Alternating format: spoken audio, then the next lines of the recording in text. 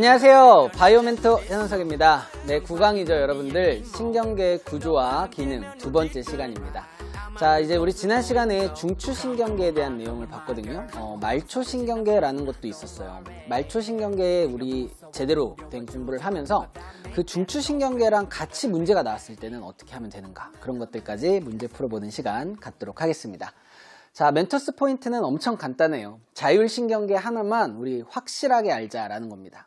이 자율신경계가 교감신경이랑 부교감신경이 있거든요. 근데 그 두 가지 신경을 가지고 막 구조도 비교하는 거 나오고 기능도 비교하는 거 나오고 그래가지고 엄청 잘 나와요. 그렇기 때문에 선생님이 어떤 것들이 중요한지 잘 찝어드리도록 할 테니까 자율신경계랑 말초신경계 한번 들어가 보도록 하겠습니다. 자, 우선 말초신경계 구분 먼저 보도록 할게요, 여러분들. 말초신경계는요, 선생님이 뇌신경과 척수신경으로 구성된다 이렇게 얘기했었죠. 그래서 어떤 거를 혼란스러워하면 안 된다라고 얘기했었냐면, 뇌신경이 뇌를 구성하는 거고 척수신경이 척수를 구성하는 신경이다 이렇게 생각하시면 안 돼요. 알겠죠? 뇌신경은요, 뇌에서부터 뻗어져 나온, 알겠죠? 그래서 얘네들은 양쪽으로 뻗어져 나오거든요. 12쌍이 있어요. 막 12쌍 이런 것까지 외우지는 않겠죠, 설마. 근데 12쌍 정도 있다 생각하시고, 척수신경은 31쌍이 이렇게 좌우로 뻗어져 나오게 됩니다. 뇌와 척수로부터 뻗어져 나와서 뇌신경, 척수신경이라고 부르는 거예요. 알겠죠? 그러면 이제 이런 궁금증이 생길 수 있어. 그럼 선생님, 뇌하고 척수를 구성하는 신경이 뭐예요? 연합뉴런이죠, 연합뉴런. 그렇게 생각하면 됩니다. 다음에 요 구분 방법이 잘 나오게 될 거예요. 흥분 전달 방향에 따라서 안쪽을 향하느냐, 즉 우리의 중추를 향하느냐, 중추에서부터 바깥쪽으로 뻗어져 나가느냐, 이거에 따라서 구심성 뉴런과 원심성 뉴런으로 나눌 수가 있습니다. 구심성 뉴런은요, 감각신경이 있어요. 몸의 내부와 외부의 정보를 중추신경계로 전달하는 거죠. 그래서 쌤이 이거 맨 처음에 뉴런의 기능에 따라서 구분을 할 때 얘기해 줬었는데, 뭔가 우리 안쪽으로 들어오는 이미지, 이거는 구심성이에요. 그쵸? 그 다음에 구심성이 감각신경이다 라는 거는 첫 글자에 기억이 들어가고 얘도 기억 들어가니까 이렇게 생각하라 그랬어. 그치? 그 다음에 원심성은요, 중추로부터 나가는 거예요. 자, 이제 운동신경으로 구성되어져 있어요. 얘네는 원심성 뉴런이기 때문에. 근데 얘네를 왜 체성신경과 자율신경으로 구분해 놨냐면요, 뇌와 척수의 명령을 골격근에 전달하는 거는 체성신경계예요. 오케이? 아, 우리의 뼈 움직이는 거, 뼈에 붙어있는 근육을 움직이는 애들은 체성신경계에 의해서구나 라고 생각하시고, 그 다음에 내장기관의 운동과 내분비샘의 기능을 조절을 해요. 그런 애들은 자율신경계이다. 그래서 얘네 둘 다 운동 뉴런이에요. 알겠죠? 원심성 뉴런이니까. 됐죠? 그럼 자율신경계를 선생님이 중요하게 보자라고 얘기했었는데, 자율신경계는 교감신경과 부교감신경이 있습니다. 이 둘은요, 서로 하나의 기관에 대해서 반대되는 작용을 해요. 그걸 무엇이라고 하냐면 길항작용이라고 얘기를 합니다. 아, 하나의 기관에 대해서 반대되는 기능을 하니까 기능적인 거에서 차이가 있을 거고, 그러면 구조에서도 뭔가 차이가 있겠구나 라는 거 감이 오시죠? 그것들을 정확하게 파악을 하시면 됩니다. 그래서 이 자율신경계는요, 선생님이 어디서도 얘기를 했었냐면 간내시상하부 할 때 한번 얘기를 했었어요. 간내시상하부가 자율신경계의 조절 중추다. 그 다음 간내시상하부는 항상성 유지의 조절 중추다. 이런 얘기 했었죠. 그러니까 앞에 거 까먹지 말고 중추신경계랑 말초신경계를 이렇게 연관지어서 이렇게 뭔가 좀 유기적으로 연결시켜서 공부를 하셔야 됩니다. 됐죠? 그래서 자율신경계는 내장기관의 운동과 내분비샘의 기능을 조절하면서 이 내분비샘이 호르몬을 분비하는 기관이거든요. 그래서 호르몬 분비 조절에도 관여를 한다, 이런 식으로도 표현을 할 수가 있겠죠. 그래서 뭔가 자율신경계는 우리 생명 유지와 관련된 거예요. 그래서 선생님이 어떻게 되는지 설명을 드리도록 하겠습니다. 자, 말초신경계 전체적인 큰 그림이 잡히셨나요, 여러분들? 하나하나 들어가 보도록 할 건데, 자율신경계를 보도록 할게요. 자율신경계를 보면서 체성신경계하고 구분을 좀 해볼게요. 첫 번째요, 자율신경계는요, 누구의 지배를 받느냐라고 한다면 얘네들은 대뇌의 지배를 직접적으로 받지 않는다라고 우선 먼저 생각을 하세요. 그러면서 간내의 시상하부요. 간내의 시상하부가 조절 중추라고 했었죠. 그러니까 시상하부라고 쓸게요. 여러분들을 간내까지 써줍시다. 간내의 시상하부의 지배를 받는다. 그래서 대뇌의 직접적인 영향을 받지 않는 신경계이고요. 그리고 각종 내장과 혈관의 분포를 하게 됩니다. 중추에서 나와 반응기에 이르기까지 뉴런 2개가 신경절에서 시냅스를 형성한다라고 되어 있죠. 즉 얘네들은요 2개의 뉴런으로 구성되어져 있다라는 것을 알아두셔야 돼요. 자, 봐보세요, 여러분들. 지금 여기 얘가 척수라는 중추 그림을 나타냈어요. 얘 척수인 거 알겠죠? 자, 이 척수에서 골격근에 연결되어 있으면 얘는 자율신경계라고 하면 돼요, 안 돼요? 안 되죠. 골격근에 연결되어 있으니까 얘는 체성신경계예요. 체성신경 중에 운동신경일 텐데 골격근을 움직이니까 자, 이때 얘는 보면 중추로부터 하나의 뉴런으로 구성되어 있습니다. 한 개의 뉴런으로 구성되어져 있어요. 그에 반해서 이 심장이나 방광을 조절하는 자율신경계는요 2가지가 있어. 교감과 부교감이 있는데 그거는 이따 구조에서 조금 보고요. 어쨌든 얘네 둘은 자율신경이에요. 자율신경은 보니까요 하나의 뉴런으로 쭉 연결된 게 아니라 어떻게 되어 있지? 2개의 뉴런으로 구성되어 있어요. 얘를 어떻게 표현하느냐? 2개가 신경절에서 시냅스를 형성한다 라고 표현을 해요. 쌤, 시냅스는 기억나요? 무엇이었냐면 여기 이렇게 접속 부위요. 그쵸? 접속 부위, 2 뉴런이 있을 때 접속 부위를 시냅스라고 했는데 신경절은 뭐예요? 신경절은요 여기 신경세포체가 모여있는 부분을 신경절이라고 얘기를 합니다. 그러면 시냅스랑 거의 차이가 없네요. 그래서 얘를 신경절 이전 뉴런, 앞에 거를 신경절 이전 뉴런이라고도 하고요. 또는 시냅스 이전 뉴런이라는 말도 써요.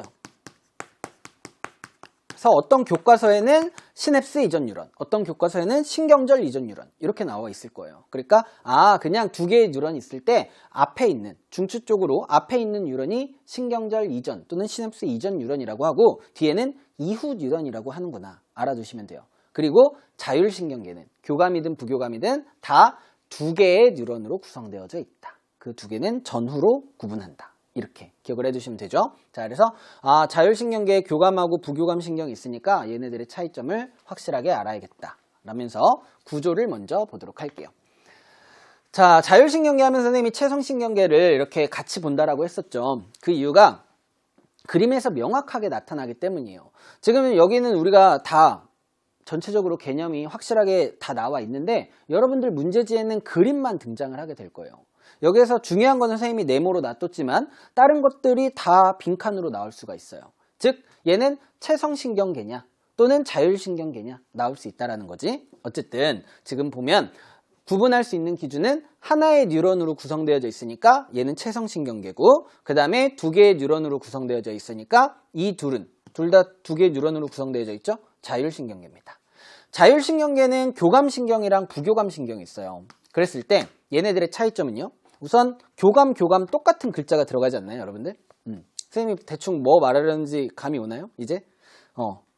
부요. 부에다가 한번 형광펜을 쳐도 되고요. 네모를 쳐도 돼요. 쳐보세요.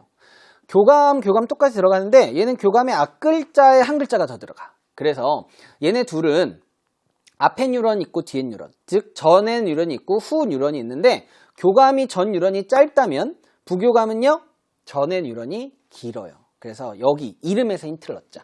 똑같이 교감 들어가는데 부교감은 앞에 한 글자가 더 있으니까 앞에 뉴런이 길구나 이렇게 연결 한번 시켜볼게요. 그래서 신경절 이전 뉴런이 길고 신경절 이전 뉴런이 짧은 애들은 부교감 신경입니다. 그 다음 교감신경은 신경절 이전 뉴런이 짧고 신경절 이후 뉴런이 깁니다. 이렇게 표현을 할 수가 있는 거예요. 됐죠?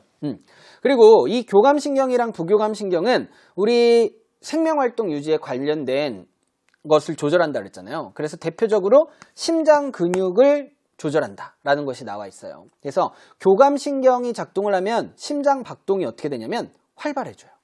그 다음 부교감신경에 의해서 심장 박동이 억제됩니다. 그거는 무엇이냐면 이렇게 생각하시면 돼요. 교감신경은 우리 몸을 긴장 상태로 이렇게 만드는 애들이다 라고 생각을 하시면 돼요. 왜요? 우리가 막 길을 횡단보도를 건너고 있는데 갑자기 우리를 못 본 자동차가 찍 하고 왔어요. 그럼 우리는 당황하겠죠. 그러면 우리는 위험으로부터 몸을 보호하기 위해서 우리 몸을 뭔가 좀 긴장 상태로 만들어야 됩니다. 그때 관여하는 신경이 교감신경이다 라고 생각하셔야 돼요. 알겠죠? 그러면 심장박동 빨라지겠죠? 이해됐지? 그런데 우리가 계속해서 긴장하고 있으면 돼요? 안 돼요? 안 되지. 그러면은 뭔가 세포들이 파괴될 수도 있기 때문에 항상성에 의해서 우리는 다시 원래 상태로 돌아와야 돼요. 우리 몸을 뭔가 다시 안정 상태로 또는 휴식 상태로 되게끔 해주는 신경이 부교감 신경이에요. 알겠죠? 그러면 둘은 관계가 뭔가 반대네요. 그러면 부교감 신경에 의해서 심장박동은 억제가 되겠네요. 빨라졌던 심장을 다시 느리게 한다. 이렇게 생각하시면 되는 거죠. 좋아, 그러면 이제 여기에서 얘네들이 어떻게 얘한테 명령을 내리느냐. 두 뉴런에 의해서 명령을 내리는 거예요. 여기서 지금 이 뉴런에서 이제 명령을 내리려면 신경 전달 물질 분비돼야겠죠? 앞에 거 복습, 흥분에 뭐가 일어나야 된다? 전달이 일어나야 된다. 그럼 흥분 전달이 일어나려면 신경 전달 물질이 분비가 돼야 되는데 신경 전달 물질의 이름이 바로 아세틸콜린인 겁니다. 신경 전달 물질. 그러면 이 뒤에 뉴런이 흥분이 이제 쭉 전도가 돼가지고 심장 근육에게 명령을 내려야 돼요. 그쵸? 심장 근육에게 명령을 내릴 때 또 신경 전달 물질이 분비가 돼야 됩니다. 그때 신경 전달 물질이 아세틸콜린만 있는 건 아니에요. 교감신경의 신경절 이후 뉴런에서는요, 어떠한 신경 전달 물질이 분비가 되냐면 노르, 에피, 네프린. 이름이 좀 길다. 그래서 얘를 좀 정확히 외워두셔야 돼. 노르, 에피네프린, 이것이 분비가 된다. 우리 뒤에 호르몬 파트에 가면 에피네프린 또 나오거든요. 그래서 지금 알아두시면 좀 익숙해질 거예요. 노르, 에피네프린이 분비가 된다. 그러면은 심장 근육이 이제 활발하게 움직이면서 심장 박동이 빨라지게 된다라는 거죠. 신경 전달 물질에 의해서 이렇게 되는구나 라는 거죠. 그러면 이제 이 심장 박동을 억제하려면 부교감 신경에 의해서 또 마찬가지로 일이 일어나야 되는데 얘도 앞에 뉴런 있고 뒤에 뉴런 있잖아요. 이전 뉴런, 이후 뉴런이 있어서 이전 뉴런에서 신경 전달 물질도 분비돼야 됩니다. 뭐 나오냐면요, 아세틸콜린이에요. 그리고요, 얘가 심장 근육에게 명령을 또 내리려면 신경 전달 물질 나와야겠죠? 얘의 정체도 아세틸콜린입니다. 그렇다면 부교감 신경에서 나오는 신경 전달 물질은 한 종류네요. 아세틸콜린만 나와. 이전 뉴런에서도 이후 뉴런에서도. 하지만 교감 신경만 다르죠. 아세틸콜린이 이전 뉴런에서 나온다면 이후 뉴런에서는 노르에피네프린만 나와요. 그러면 각각에서 어떠한 신경 전달 물질이 나오는지 기억을 해둬야겠다란다고 한다면 어떻게 외울래요, 여러분들? 쌤 같으면 이것만 외우겠어. 노르에피네프린만 외워. 교감 신경의 이제 이후 뉴런 제일 끝에서 나오는 신경 전달 물질은 노르에피네프린이고 나머지는 다 아세틸콜린이다. 이렇게 생각하시면 됩니다. 심지어 체성신경계에서 체성운동신경에서 신경 전달 물질이 나와야 골격근을 수축시킬 수가 있어요. 그러면은 그때 나오는 신경 전달 물질이 무엇이냐라고 했더니 얘조차도 아세틸콜린이에요. 지금 체성신경계와 자율신경계에서 신경 전달 물질이 두 가지 등장을 하는데 다 아세틸콜린이라고 먼저 생각해버리자. 그냥 아세틸콜린인데 어디만 노르에피네프린이야? 여기 끝에만. 교감신경의 신경절 이후 뉴런만 노르에피네프린이 나오는구나 라고 생각을 해두시면 게임 셋이에요. 알겠죠? 이렇게 여러분들이 기억을 해두시면 될 것 같습니다. 자, 그러면 이제 교감신경과 부교감신경의 구조, 체성신경계와의 구조의 차이점을 봤으니까 교감신경하고 부교감신경이 어떠한 기능적인 차이가 있는지를 한번 보도록 할게요. 자, 우선 교감신경이랑 부교감신경은요, 서로 하나의 기관에 대해서 반대로 작용을 한다고 했어요. 그걸 무엇이라고 하냐면 기랑작용이라고 얘기를 합니다. 길항작용. 또는 얘네들은 기랑적으로 작용을 해요, 이런 표현도 써요. 서로 반대로 작용을 한다라는 거죠. 그러면 여기에서 이제 이 그림이요, 여러분들. 그림을 보면서 여러분들이 이 그림을 머릿속에 다 넣어두면 물론 좋겠죠. 하지만 이거를 그대로 외워서 한번 써봐 이러면은 다들 생명과학원을 포기하려고 할 거예요. 그렇죠? 그래서 이 그림과 관련된 문제가 나와요. 하지만 여러분들이 쉽게 해결할 수 있는 방법을 쌤이 알려드리도록 할게요.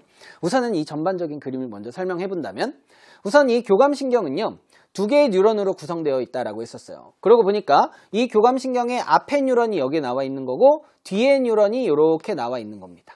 알겠죠? 자, 그러면은 신경절 이전 뉴런과 신경절 이후 뉴런이 이렇게 나와 있는 건데, 신경절 이전 뉴런과 이후 뉴런의 길이 먼저 보세요. 앞에 게 짧죠? 이전 뉴런이 짧고 뒤에 게 길다. 그걸 표현한 거예요. 하지만 여기요, 보니까 얘는 부교감 신경이니까 두 개의 뉴런인데 앞에 게 길고 뒤에 게 짧죠? 그것까지도 그림에다가 다 표현을 해둔 거예요. 그러면 이 교감과 부교감 신경에 의해서 동공의 크기를 조절할 수가 있어요. 우리 동공반사 기억나요, 여러분들? 동공의 크기는 빛의 자극에 의해서 확대될 수도 있고 축소될 수도 있다라고 했는데, 걔네들의 명령을 내려주는 게 교감신경과 부교감신경이라는 거죠. 교감신경이요, 선생님이 우리 몸을 뭔가 긴장 상태로 만드는 거라 그랬어요. 그러면은 동공은 어떻게 되냐면 커집니다. 동공이 커져요. 하지만 우리가 안정 상태로 될 때 동공은 어떻게 된다? 축소된다. 그러니까 우리가 뭔가 긴장하고 놀랐을 때, 깜짝 놀랐을 때 눈알이 커진다, 이런 표현 하잖아요. 그랬을 때 그 눈알이 뭐 정확히 동공은 아니겠지만 동공이 커진다라는 이미지로 가져가세요. 알겠죠? 그래서 동공 확대 이렇게 돼요. 그 다음에 침분비는 어떻게 되느냐, 교감신경에 의해서 침분비는 억제됩니다. 우리 뭔가 긴장하면 침이 바싹바싹 마른다, 이런 표현 쓰잖아요. 억제, 그렇게 생각하시면 되고, 얘는 반대니까 촉진, 이렇게 생각하시면 돼요. 그 다음에 기관지는 이제 호흡과 관련되어 있죠. 그래서 이 교감신경에 의해서 호흡 운동은 촉진됩니다. 그 다음에 호흡 운동이 부교감신경에 의해서 억제되고요. 심장 박동은 촉진되고 억제되고 이렇게 돼요. 소화 어떨까요? 긴장하면 소화 잘 안 되죠. 억제되고 부교감신경은 촉진하게 한다라는 거예요. 그리고 방광이라는 게 좀 잘 나오는데, 여러분들 방광 별표 쳐둡시다. 방광은요, 교감신경 긴장했을 때 방광은 확장합니다. 그리고 부교감신경에 의해서 방광은 수축을 해요. 방광은 뭐냐면 이제 오줌을 이제 모아두는 곳이잖아요. 그래서 여러분들이 가장 많이 틀리는 것 중에 하나가, 우리가 이제 공포 영화 같은 걸 너무 많이 본 거야. 그러다 보니까 이제 긴장하고 깜짝 놀라고 겁에 질렸을 때 뭔가 오줌을 누게 될 거야, 이러한 오개념을 갖는 학생들이 많아요. 아니에요, 여러분들. 긴장했을 때 오히려 방광이 확장하고 안정, 휴식을 취할 때 방광이 수축된다라는 거 구분해서 꼭 알아두셔야 됩니다. 알겠죠?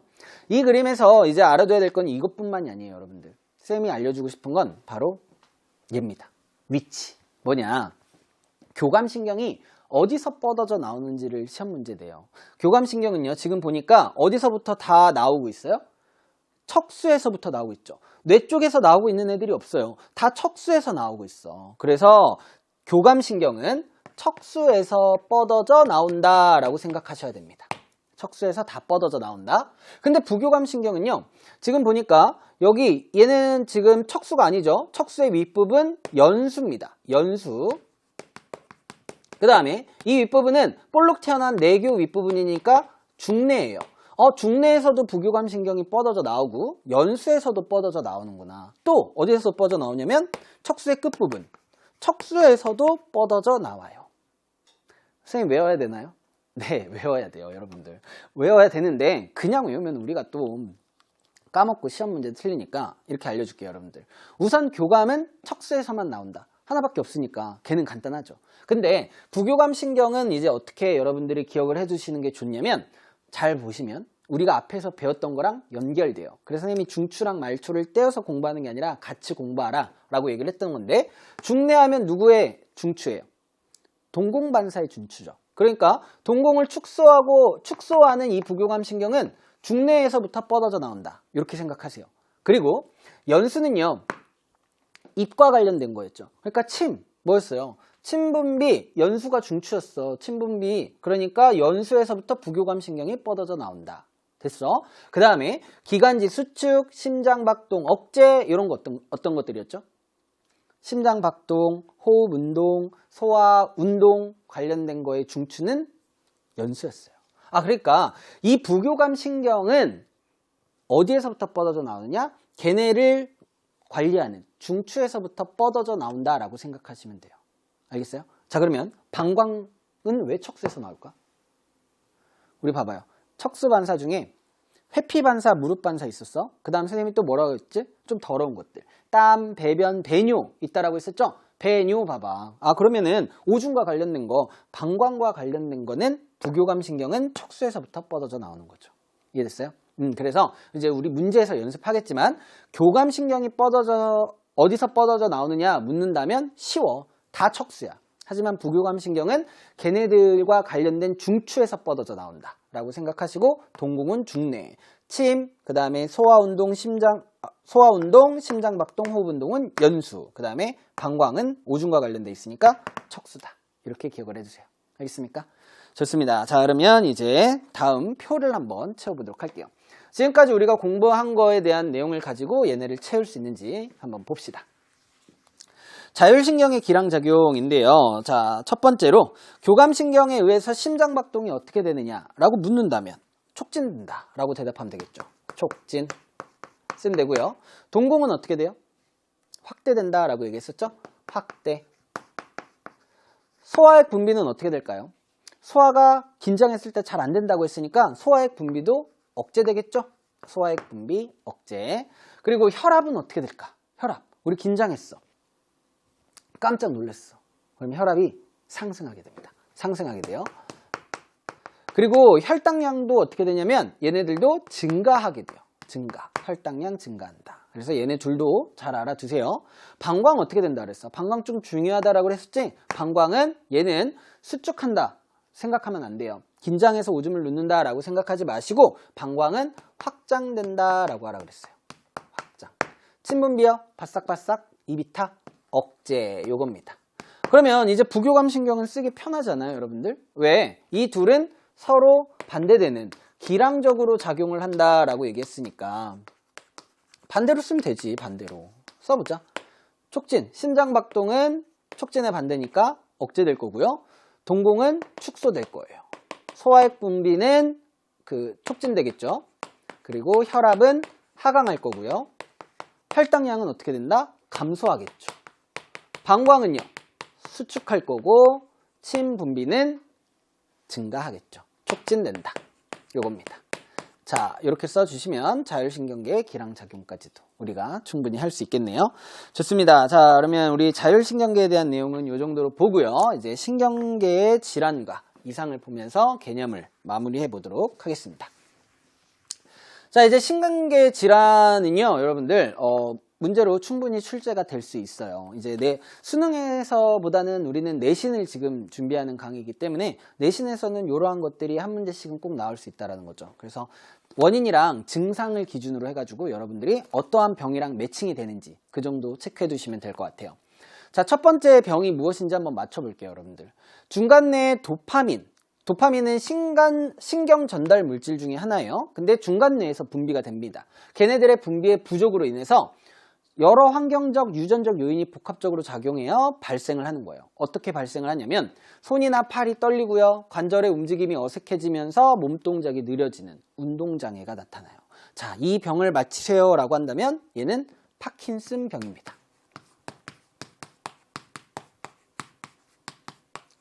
그리고 대뇌의 기능이 저하돼가지고 언어장애, 자, 그 다음에 인지활동장애, 그 다음에 기억상실, 초반에 기억을 많이 잃는다고 해요. 노인에서 치매를 유발하는 가장 흔한 질환 중에 하나입니다. 여러분들 많이 들어봤을 거예요. 무엇이죠? 알츠하이머죠. 알츠하이머.